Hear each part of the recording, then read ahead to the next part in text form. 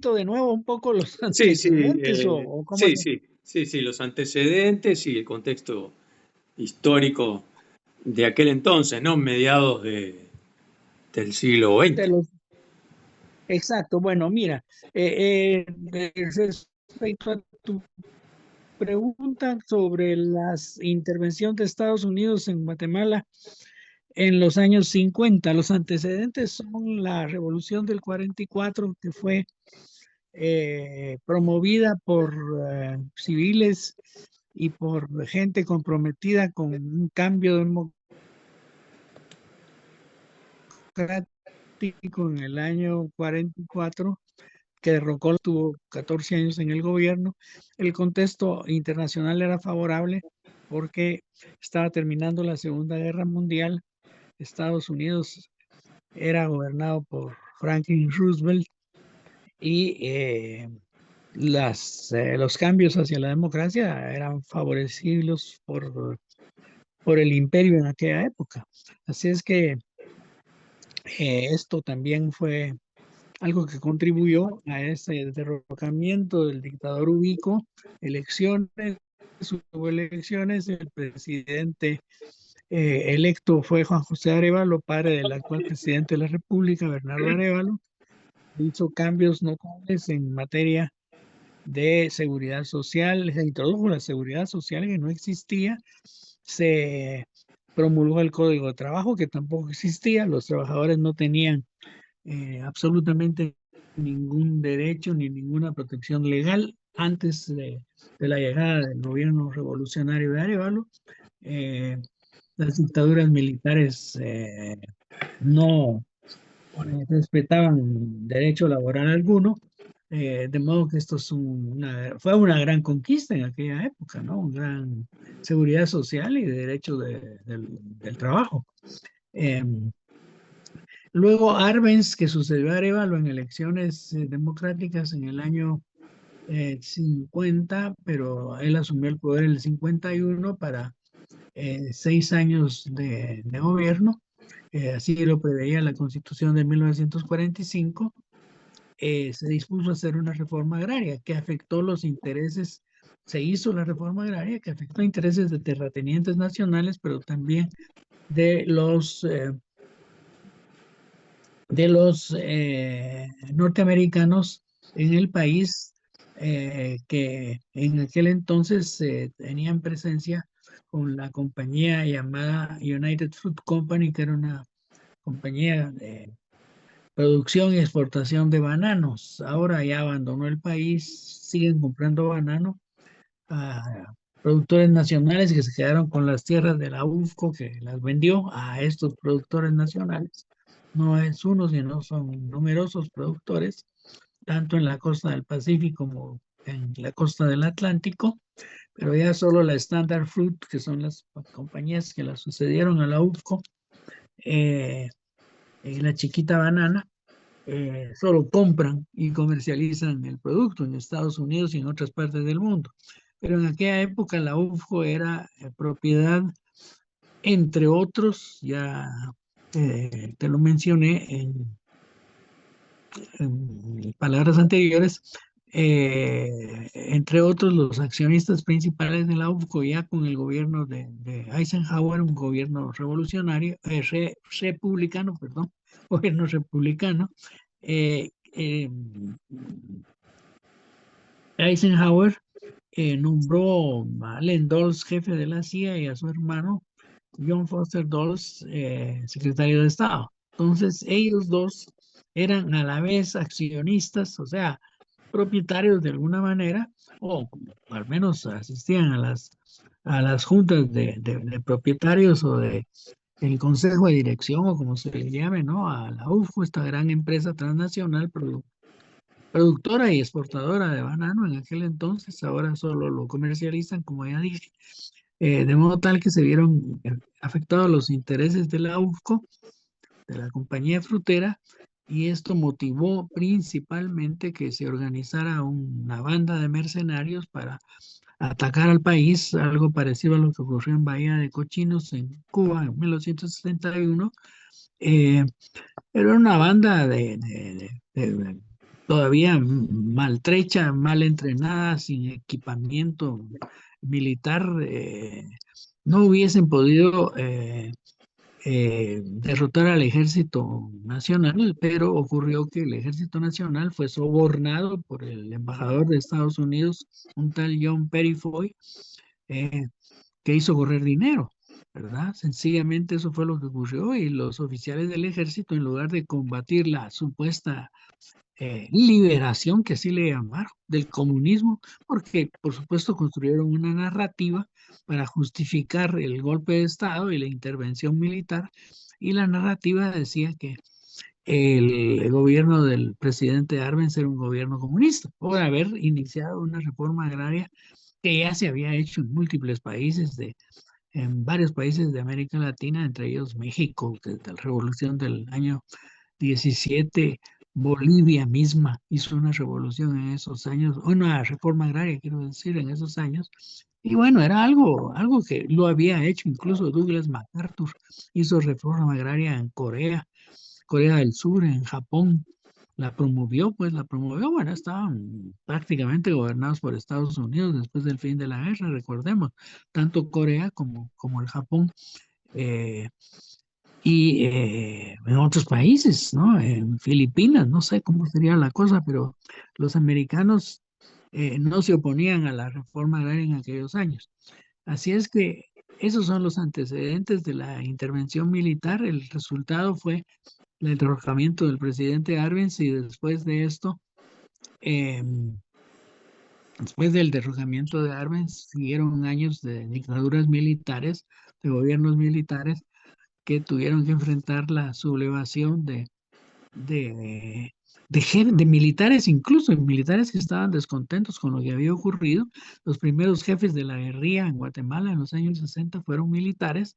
Luis Turcios Lima era oficial del ejército, pero también el coronel John Sosa, de apellido John Sosa, que fue otro de los que acaudillaron o dirigieron, no, acaudillaron está mal dicho, no eran caudillos, pero sí dirigentes del movimiento guerrillero guatemalteco que, como sabes, estuvo presente en el país hasta 1996, que se firmó la paz, pero la guerrilla nos costó en Guatemala 200,000 muertos, ¿no?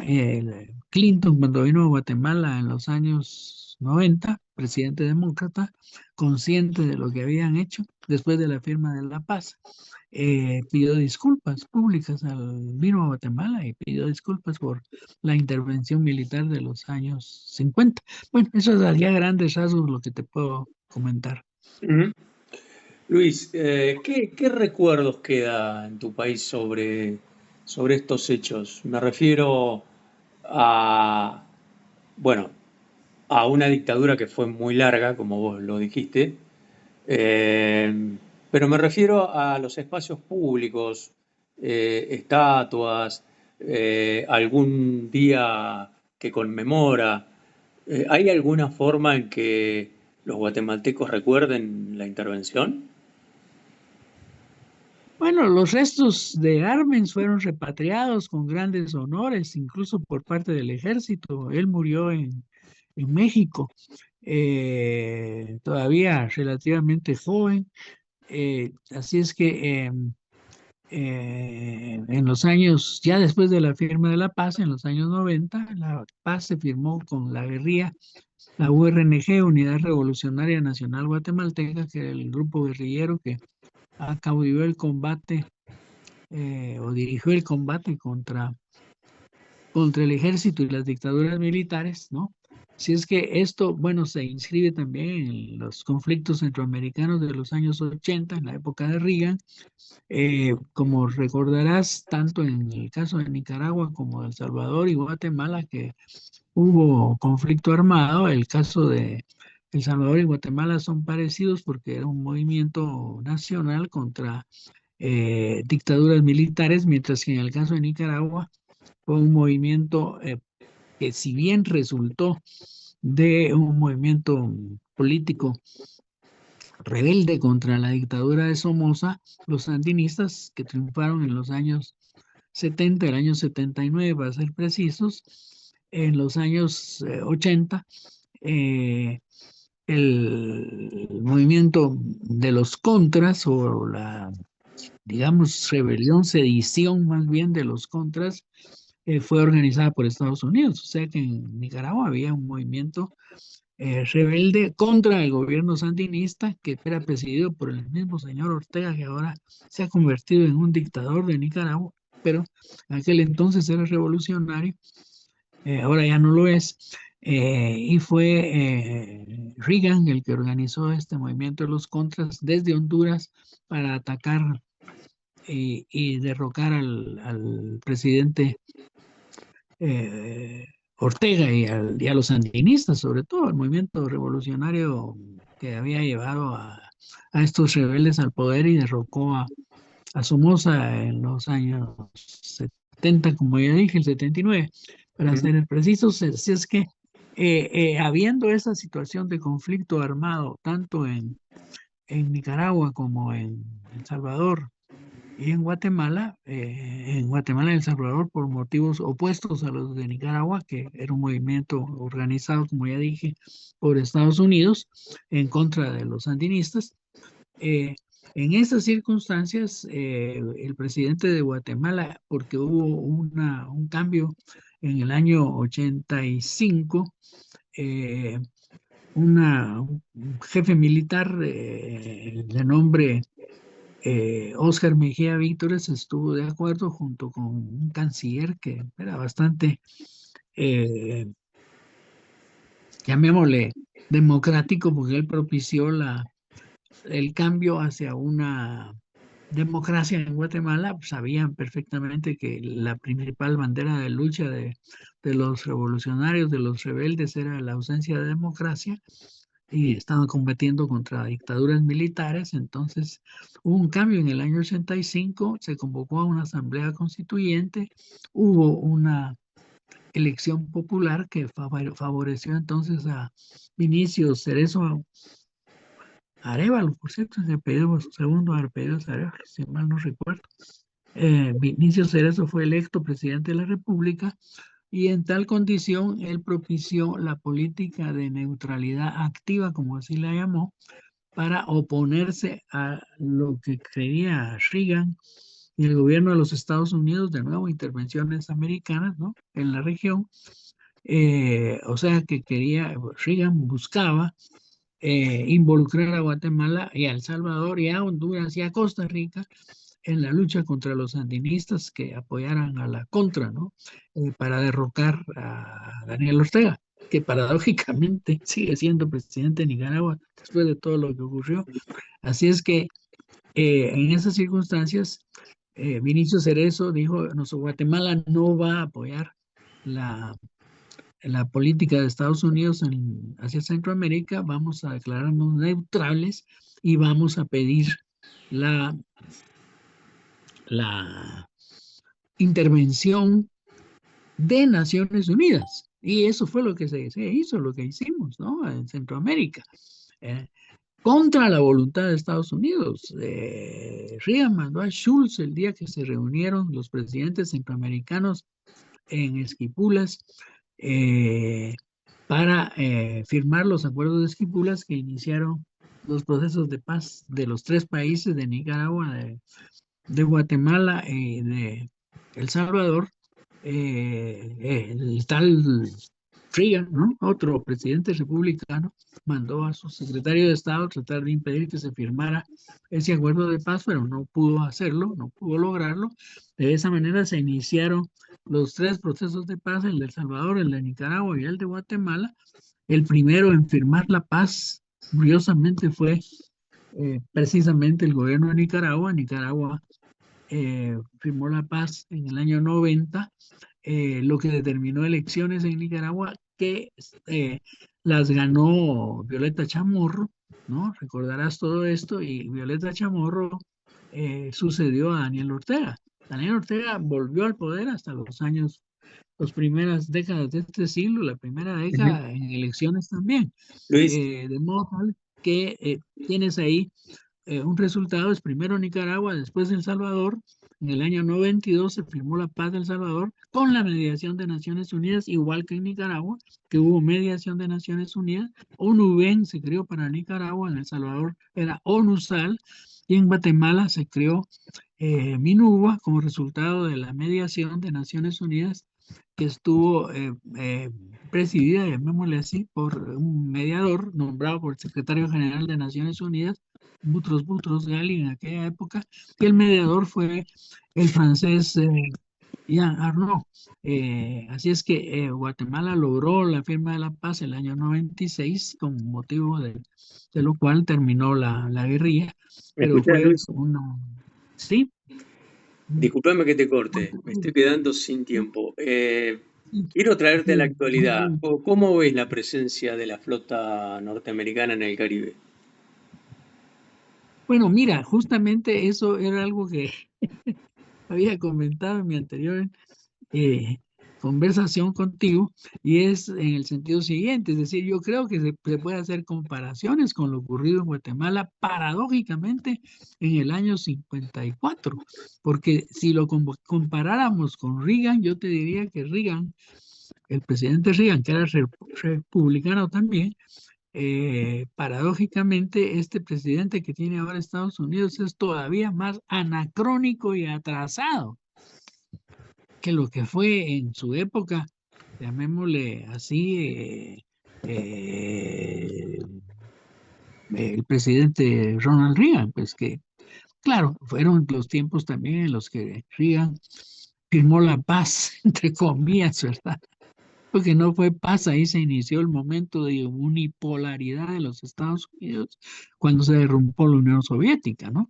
Eso favoreció las negociaciones de Esquipulas, ¿verdad? Y los acuerdos de paz de Esquipulas, porque Reagan ya estaba en relación con Gorbachev, recordemos todo esto, y posteriormente Bush, que sucedió a Reagan, Bush padre, ¿no?